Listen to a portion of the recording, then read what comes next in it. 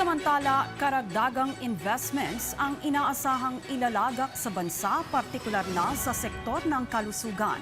Ito ay sa harap ng produktibong working visit sa Singapore ni Pangulong Ferdinand R. Marcos Jr.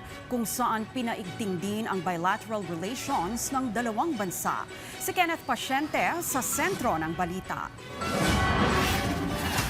Pagpapalawak ng relasyon ng Pilipinas at Singapore, Jan Sumentro ang naging pag-uusap ni Pangulong Ferdinand R. Marcos Jr. at Prime Minister Lawrence Wong sa Istana Villa bilang bahagi ng 3 araw na working visit ng Pangulo. Ayon sa Presidente, kanilang natalakay kung paano mapapalawig ang kooperasyon ng dalawang bansa sa kalakalan, paghikayat ng mas maraming mamumuhunan, pagpapatibay ng ugnayan hinggil sa kalusugan at social services, gayon din sa kung paano ang tamang pag-adopt sa artificial intelligence. Napagtibay din ang partnership ng dalawang bansa matapos mapagkasunduan na magkaroon ng mga panibagong bilateral agreement.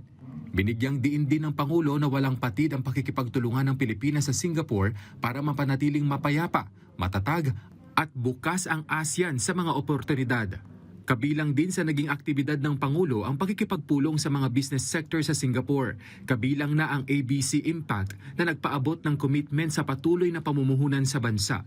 Ang pakikipagtulungan ng ABC Impact sa AC Health ng Ayala Group ay makatutulong sa pagbibigay ng dekalidad at abot-kayang serbisyong pangkalusugan sa mga Pilipino. Nangako rin ang AC Health na palalawakin pa ang mga operasyon nito sa Pilipinas upang mas maraming mamamayan ang magkaroon ng mas madaling access sa healthcare. Sa pamamagitan nito, sinabi ng punong ehekutibo na masusuportahan ang expansion ng 10 ospital, mga klinik at pharmacy sa susunod na taon at makabubuo ng nasa 10,000 trabaho sa healthcare at retail. Nagkaroon din ng pulong si Pangulong Marcos Jr. sa Singtel Group na siniguro ang expansion ng data center sa Pilipinas. Binigyang diin sa pulong ang patuloy na kumpiyansa ng Singtel sa merkado ng Pilipinas na makikita sa matagal na nitong pakikipagtulungan sa iba-ibang local telecommunications company. Muli ring pinagtibay ng Singtel ang pangako nitong palalawakin pa ang mga pamumuhunan at operasyon nito sa bansa. Patunay ito ayon sa Pangulo na patuloy na nagiging kaaya-aya ang Pilipinas bilang investment hub pagdating sa digital economy. Makatutulong anya ang expansion ng Singtel sa pagbuo ng mga trabaho at mapagtitibay nito ang digital backbone ng bansa na makatutulong sa mga negosyo at paglago ng ekonomiya. Ngayong hapon magkakaroon ng meet and greet ang Pangulo sa Indo-Pacific investors.